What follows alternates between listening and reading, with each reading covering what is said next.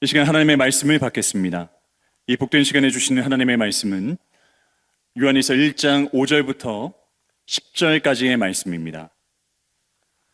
신약성경 388면에 있는 요한일서 1장 5절부터 10절의 말씀, 건강한 믿음 공동체 세우기라는 제목으로 박종산 목사님께서 말씀 전해주시겠습니다.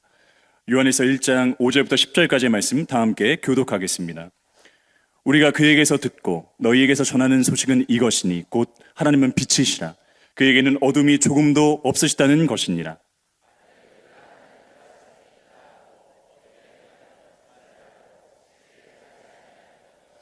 그가 빛 가운데 계신 것 같이 우리도 빛 가운데 행하면 우리가 서로 사귐이 있고 그 아들 예수의 피가 우리를 모든 죄에서 깨끗하게 하실 것이요.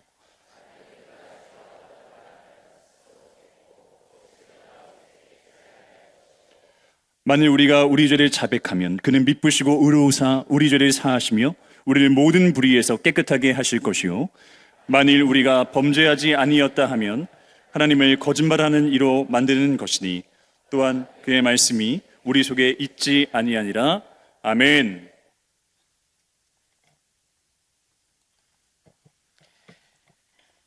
오늘 말씀을 나누기에 앞서서 당연한 질문 한 가지를 던지면서 말씀을 나누려고 합니다. 우리 새로남 교회는 건강한 믿음의 공동체입니까? 아멘. 감사합니다. 대답하지 않으신 분도 몇 분 계신 것 같지만 그분들 마음속에 모두가 다 우리 새로남 교회는 믿음의 건강한 공동체입니다 라는 믿음의 고백을 하셨을 줄 믿습니다. 그러면 질문을 조금 바꾸어서 다시 한 번 더 질문하겠습니다. 그럼 어떤 공동체가 건강한 믿음의 공동체라고 불릴 수 있을까요? 이 질문을 받으면 조금 전에 네라고 대답하기에는 참 쉬웠는데 어떤 공동체일까 마음이 다소 불편하게 느껴지실 수도 있습니다. 왜냐하면 사람들마다 건강하다라고 하는 그 단어의 의미가 조금씩 다르기 때문입니다. 모든 사람들이 만족할 만한 건강한 공동체, 그것을 찾기에는 굉장히 어렵지 않을까 생각해 봅니다. 하지만 오늘 저희들이 요한 1서의 말씀을 중심으로 건강한 믿음의 공동체가 세워가기 위해서 하지 않아야 될 세 가지를 함께 묵상하면서 우리 새로남 교회가 더욱더 건강한 믿음의 공동체로 세워지기를 소망합니다. 오늘 본문을 함께 살펴보기에 앞서서 요한일서 1장 3절에서 4절의 말씀을 먼저 함께 다시 한 번 더 읽어보겠습니다. 우리가 보고 들은 바를 너희에게 전함은 너희로 우리와 사귐이 있게 하려 함이니 우리의 사귐은 아버지와 그의 아들 예수 그리스도와 더불어 누림이라. 우리가 이것을 쓰면 우리의 기쁨이 충만하게 하려 함이라. 아멘. 요한은 오늘 요한 1서의 말씀을 통해서 우리를 기쁨이 충만한 공동체로 초대하고 있습니다. 그럼 이 기쁨은 어디에서 나온다고 요한이 우리에게 이야기해 주었나요? 바로 아버지 하나님과 그의 아들 예수 그리스도와 더불어 나누고 누림으로 그 기쁨이 우리에게 찾아온다고 이야기합니다. 오늘 우리 새로남 교회 가족 여러분들도 요한의 이 기쁨의 초대에 당장 응답하며 저도 그 기쁨의 공동체 안에 들어가고 싶습니다 라고 고백하시지 않으시겠습니까? 그런데 사실 이어지는 5절의 말씀을 천천히 묵상해 보면 나도 그 기쁨의 공동체에 들어가고 싶어 라고 하는 그 마음이 잠시 머뭇거리게 됩니다. 요한일서 1장 5절 말씀 다 같이 다시 한 번 더 함께 읽겠습니다. 우리가 그에게서 듣고 그에게 전하는 소식은 이것이니 곧 하나님은 빛이시라. 그에게는 어둠이 조금도 없으시다는 것이니라. 아멘. 하나님은 빛이시며 그에게는 조금도 어둠이 없으시다는 것. 이 말을 들을 때 우리 성도님의 마음속에는 어떠한 생각이 드시나요? 그분께는 결코 어둠이 없으십니다. 그럼 죄의 모습을 가지고 있는 우리는 그 빛이신 하나님 앞에 나아갈 수 있을까요? 사실 하나님께서 우리를 초대하고 있는 것만 같이 느껴지는 이 말씀에 막상 초대는 받았지만 내가 그 자리에 나아갈 수 있는 무엇인가가 부족한 사람이야 라는 것이 우리들 마음속에 떠오르게 됩니다. 다른 사람들은 우리에게 그렇지 않다라고 이야기할지라도 나 스스로는 정확하게 나에 대해서 알고 있지 않습니까? 다른 사람들은 다 나에게 믿음 좋다라고 이야기한다 할지라도 내 모습은 내가 제일 잘 알고 있지 않습니까? 여러분들은 빛이신 하나님 앞에 나아가기에 조금도 어둠이 없으십니까? 요한이 기쁨으로 우리를 초대하는 이 초대의 모습이 마치 그림의 떡을 바라보는 듯이 나는 그곳에 갈 수 없는 것처럼 느껴지는 본문의 말씀을 생각해 봅니다. 그럼 정말 요한이 우리가 갈 수 없는 그 자리에 우리를 초대하고 있는 것일까요? 아닙니다. 우리를 초대하신 하나님은 절대로 불가능한 조건을 우리에게 이야기하시면서 자신을 감추시거나 우리를 거절하는 분이 아니십니다. 그럼에도 불구하고 우리는 오늘 이 말씀을 묵상할 때 왜 이렇게 불편한 마음이 들까요? 그것은 사실 하나님의 시선과 마음으로 이 말씀을 묵상하는 것이 아니라 이미 죄를 가진 우리의 입장에서 이 말씀을 묵상하고 있기 때문에 그렇습니다. 죄인인 우리의 시선은 빛이신 하나님은 우리를 이렇게 판단하실 거야 라고 왜곡된 생각에서 이 말씀을 묵상하기 때문에 그렇습니다. 하지만 요한은 오늘 본문에서 하나님은 빛이시고 그에게는 조금도 어둠이 없다라는 표현을 통하여서 빛이신 하나님께 나오는 자들과 하나님을 믿지 않고 어둠에 거하는 자들을 구분하여서 우리에게 요한 1서에서 계속해서 말씀을 선포하고 있다는 것을 저희들은 기억하면서 이 말씀을 살펴봐야 됩니다. 즉 하나님께서 빛이시기에 그에게는 조금도 어둠이 없다라는 말씀은 믿음 없이는 그 누구도 하나님 앞에 나아갈 수 없으며 믿지 않고 진정한 믿음의 공동체, 그 공동체 안에서 살아갈 수 없다라는 것을 전제하며 오늘 우리는 이 말씀을 계속해서 살펴봐야 됩니다. 그럼 이와 같은 전제를 배경으로 우리가 버려야 될 세 가지의 신앙의 태도가 무엇인가 첫 번째부터 하나씩 함께 살펴보겠습니다. 그 첫 번째는 위선적인 태도에서 벗어나야 한다는 것입니다. 요한은 오늘 본문 6절에서 이렇게 말씀하고 있습니다. 만일 우리가 하나님과 사귐이 있다 하고 어둠에 행하면 거짓말을 하고 진리를 행하지 아니함이거니와. 요한은 우리가 하나님과 사귐이 있다고 말하면서 우리가 어둠 가운데 살아가는 사람들하고 동일한 행동을 하고 있는 습관에 대해서 이야기하고 있습니다. 즉 믿음의 공동체 안에서 속해 있다라고 하면서 우리들이 어둠의 사람들, 즉 믿음 없는 사람들과 동일한 행동을 하는 것은 위선적인 행동입니다. 우리가 일반적으로 어떤 사람들을 위선적이다라고 표현합니까? 겉으로는 청렴한 것처럼 표현하면서 속으로는 내 유익만 생각하고 쫓아가는 사람.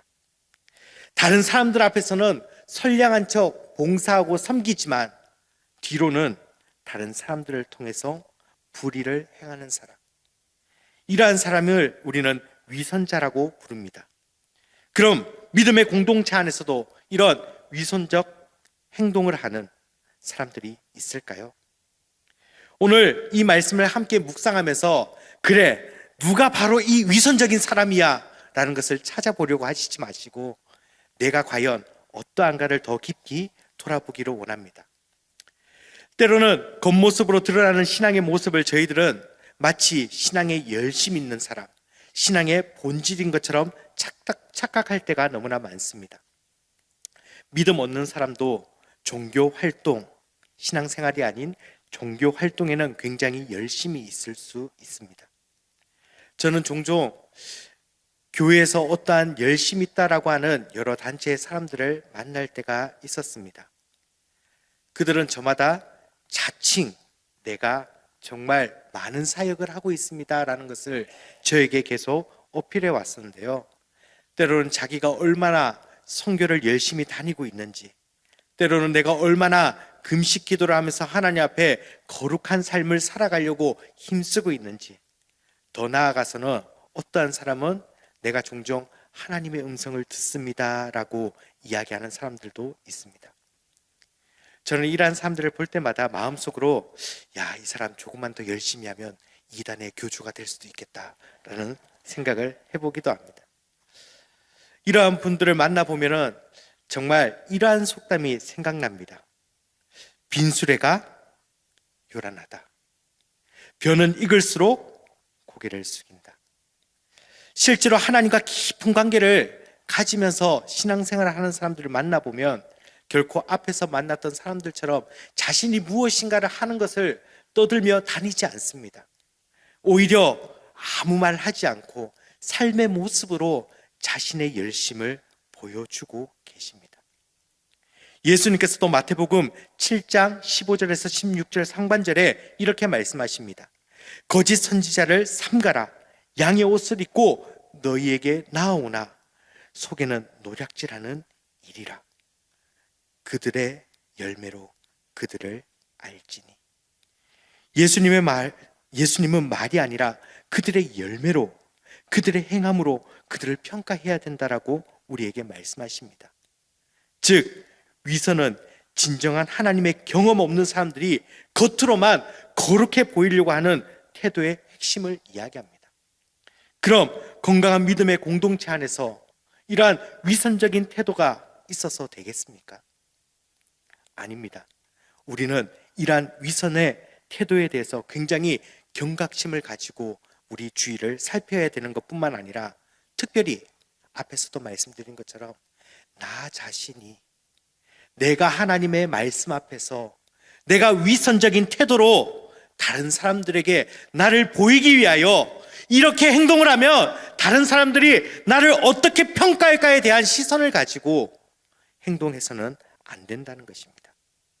그래서 요한은 7절 말씀에 이러한 위선적인 행동의 해답을 우리에게 주고 있습니다.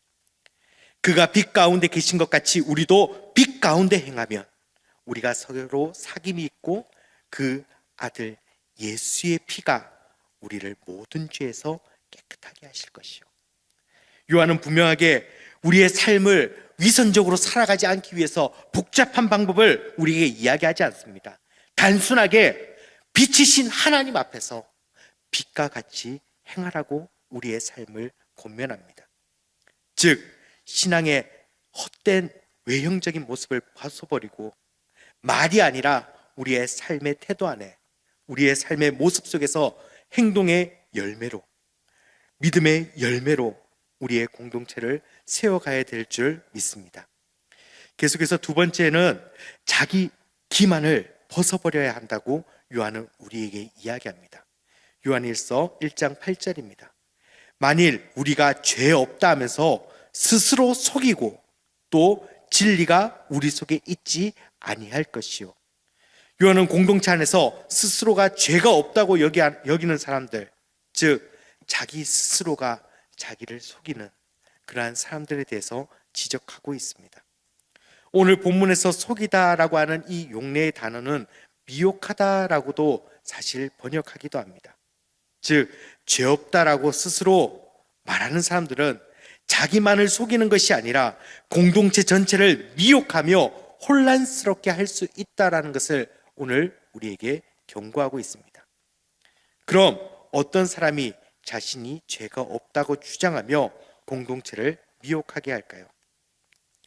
요한일서가 기록될 이 시대에는 영지주의자들이 교회를 어지럽게 만들었습니다. 우리는 너무나 잘 알고 있듯이 영지주의자들은 영혼만 구원받으면 육체의 삶은 어떻게 해서든 상관없다라고 가르치는 자들이었습니다. 그렇기 때문에 이미 구원받은 우리, 육시로는 어떠한 죄를 지어도 상관없어 라고 잘못된 태도가 교회 속으로 들어오게 되었습니다. 그래서 결과적으로 초대교회의 상황 속에서는 죄에 대해서 점점 무감각해지며 공동체가 무너지게 되었습니다. 요한은 이러한 영지주의자들에게 대하여 굉장히 강한 경고의 말씀으로 오늘 말씀을 선포하고 있는데요.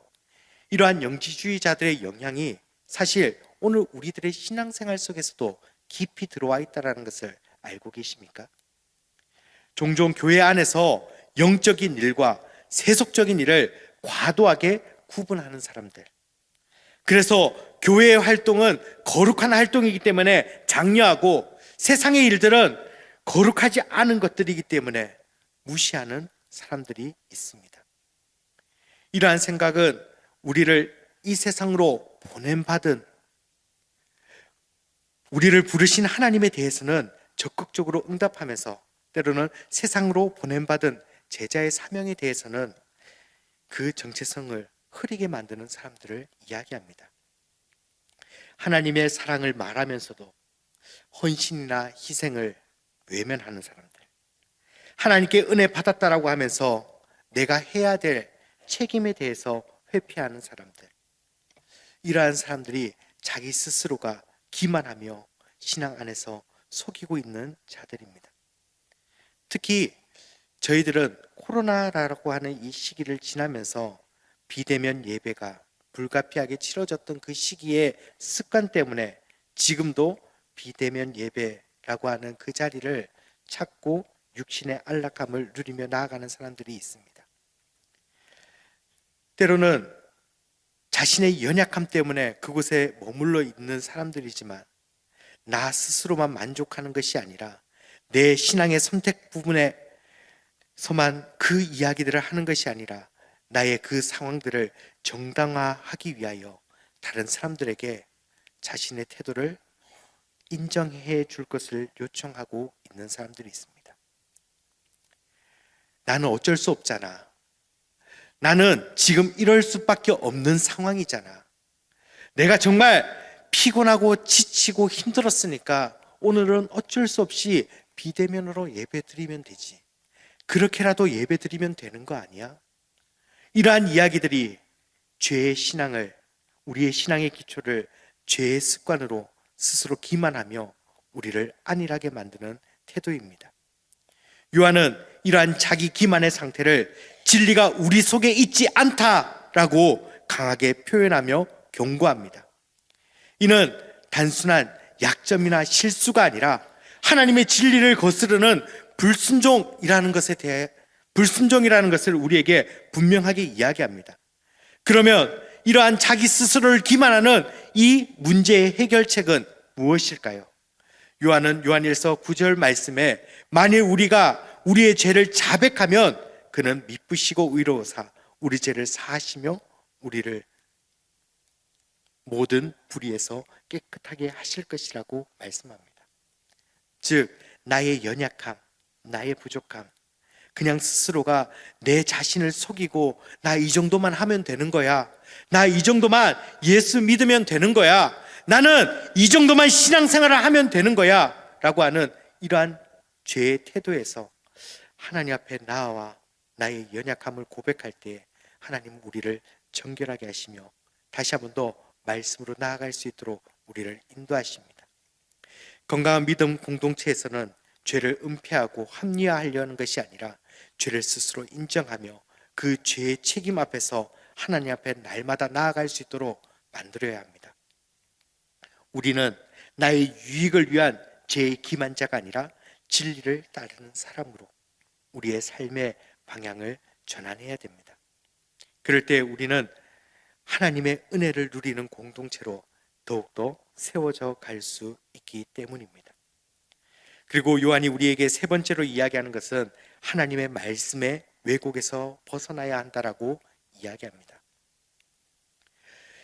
요한일서 1장 10절 말씀에 만일 우리가 범죄하지 아니하였다 하면 하나님을 거짓말하는 이로 만드는 것이니 또한 그의 말씀이 우리 속에 있지 아니하니라라고 이야기합니다.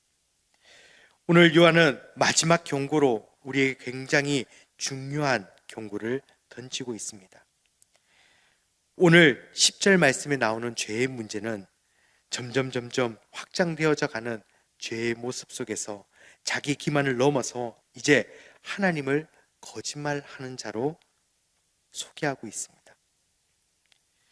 하나님을 신뢰하지 않는 불신앙의 정점, 우리는 사랑과의 관계 속에서도 종종 적반하장의 모습을 보이는 사람들을 발견합니다. 분명히 자기가 잘못은 했음에도 불구하고 오히려 화를 내며 상대방의 책임이라고 이야기하는 사람들. 우리는 누구나 그 상황을 바라보며 야, 저 사람 정말 부당해 라고 이야기합니다. 그런데 이러한 상황들이 성경 속에서도 발견된다는 것을 알고 계십니까? 대표적인 죄의 문제를 이야기할 때 저희들이 살펴보는 창세기 3장 12절에서 아담이 보여준 태도가 바로 그러합니다. 범죄한 아담 앞에서 그를 책망하시는 하나님께 그는 하나님께서 주셔서 나와 함께 있게 하신 여자, 그 여자가 나무 열매를 내게 줌으로 내가 먹었습니다. 하나님, 내가 잘못했습니다. 내가 하나님께서 먹지 말라고 하신 그 선악을 알게 하는 나무의 열매를 먹었습니다라는 고백이 아니라 하나님께서 나에게 주셔서 나와 함께하게 하신 그 여자로부터 내가 그 열매를 먹었습니다라는 아담의 고백은 자신의 죄에 대한 책임이 하나님과 하와에게 있다라고 전가하고 있는 것입니다. 더 나아가서 이러한 인간의 타락은 오늘 우리 모두에게도 동일하게 나타납니다. 죄의 문제, 그 문제를 스스로 지지 않고 오히려 하나님께 돌리려고 하는 사람의 모습. 오늘 저희들도 종종 성경 공부를 하면서 신학적인 부분들을 이야기할 때 죄에 대하여 질문들이 종종 있습니다. 그러한 질문들을 살펴보면 아담이 오늘 하나님께 3장 12절에 고백하고 있는 듯한 느낌의 어투로 이러한 질문들을 합니다. 하나님은 왜 선악과를 만드셔서 아담이 죄를 짓게 만드십니까? 왜 죄가 세상에 들어오도록 하나님은 허락하셨습니까? 이러한 죄의 질문들을 진지하게 살펴보면은 죄의 본질, 죄의 특성을 우리가 그대로 가지고 있다는 것을 발견합니다. 즉, 이 죄의 문제, 그것 때문에 하나님이 허락하셨기 때문에 내가 죄인이 된 것 아닌가? 라고 하는 잘못된 죄의 본질을 사용하는 우리의 모습을 발견합니다. 칼빌은 이러한 죄의 본성에 대해서 이렇게 표현합니다. 죄란 창조주 하나님을 배격하고 자기를 하나님 자리에 두는 반역이다. 종종 아이를 키우다 보면은 아이가 스스로 만들어낸 문제 때문에 오히려 부모에게 짜증내면서 아빠 때문이야 라고 이야기할 때가 있습니다. 그러한 경우 다들 한 번씩 경험해 보지 않으셨습니까? 그 아이를 보면서 야, 화를 낼 수도 없고 이걸 어떻게 해야 되나 라는 시선으로 그 아이를 바라봅니다. 그런데 이러한 상황을 다시 한 번 더 생각해 보면 내가 하나님께 보여드리고 있는 신앙적 태도가 종종 이럴 때가 있구나. 하나님께서 하신 그 일들을 바라보면서 나의 잘못임에도 불구하고 하나님, 왜 나에게 이러한 어려움을 주십니까? 하나님, 왜 나에게 이러한 힘겨움을 주십니까? 라고 이야기하면서 오히려 내 이 문제가, 내 이 상황이 하나님 때문이라고 이야기할 때가 종종 있습니다. 요한은 이러한 하나님의 왜곡된 시선이 어떻게 해서 우리에게 오게 되었는지 10절 하반절 말씀에 분명하게 이야기합니다. 그의 말씀이 우리 속에 있지 아니하니라. 우리 안에 하나님의 말씀이 거하시지 아니하시면 우리는 결코 내 죄를 깨달을 수도 없고 우리가 하나님 앞에 더 나아갈 수도 없다는 것을 분명히 요한은 우리에게 이야기합니다. 즉, 말씀이 없는 공동체는 결코 거룩해질 수 없습니다. 말씀을 바르게 묵상하지 않는 공동체는 결코 거룩함을 회복할 수 없습니다. 오늘 우리 공동체 안에 나의 경험이 말씀보다 더 우선시 되어지고 내 감정이 말씀보다 더 우선시 되어지며 때로는 나의 신념이 하나님 말씀보다 앞서는 경우가 없습니까? 다락방이나 소그룹 모임을 진행할 때 성경보다 내 생각에는, 내 느낌은, 이러한 말이 때로는 우리의 고백 앞에 우선시 될 때가 없었습니까? 우리는 우리의 대화와 판단을 하나님 말씀에 근거하여 다시 한 번 더 나누며 나아가기를 소망합니다. 하나님의 말씀의 중심 속에 우리의 삶이 세워지고 우리의 공동체가 세워질 때 우리는 진정한 거룩한 참된 공동체가 회복되어질 수 있다는 것을 알 수 있습니다. 사랑하는 우리 새로운 가족 여러분, 다시 한 번 더 오늘 이 요한의 말씀을 통해서 건강한 믿음의 공동체로 나아가기 위해서 우리가 돌아봐야 될 세 가지의 태도에 대하여 살펴보았습니다.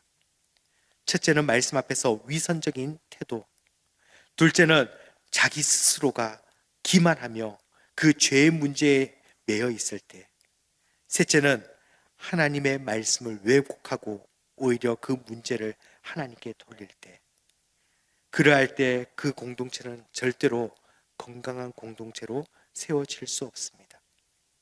이 세 가지는 단순히 외적인 행동의 문제를 우리에게 이야기하는 것이 아니라 하나님과의 정말 어떠한 관계 속에 하나님 앞에 정말 우리가 어떻게 세워져 있습니까? 라고 하는 요한의 핵심적인 질문이 우리에게 던져지고 있습니다. 우리 새로람 교회가 날마다 말씀 안에서 자신을 돌아보고 주 앞에 나아가며 그리스도의 보혈로 날마다 정결함을 잇는 믿음의 공동체로 세워지기를 소망합니다. 이번 새로운 다락방 교재가 나왔습니다. 신학정책성 선언문 및 해설. 제목만 바라보면요, 굉장히 딱딱해서 보기 싫은 것처럼 느껴집니다. 이미 지난번 여름 때 우리가 이미 들어왔던 것 아닙니까? 왜 두 번, 세 번 반복합니까? 성경을 두 번, 세 번 읽으며 반복하는 것처럼 우리가 믿고 있는 것이 무엇인가에 대해서 우리는 바르게 알아야 합니다. 그렇기 때문에 오히려 이 신학정체성 선언문 및 해설에 관한 다락방 교재를 통해서 우리가 더욱더 건강한 믿음의 공동체로 하나님 말씀을 중심으로 세워지기를 소망합니다.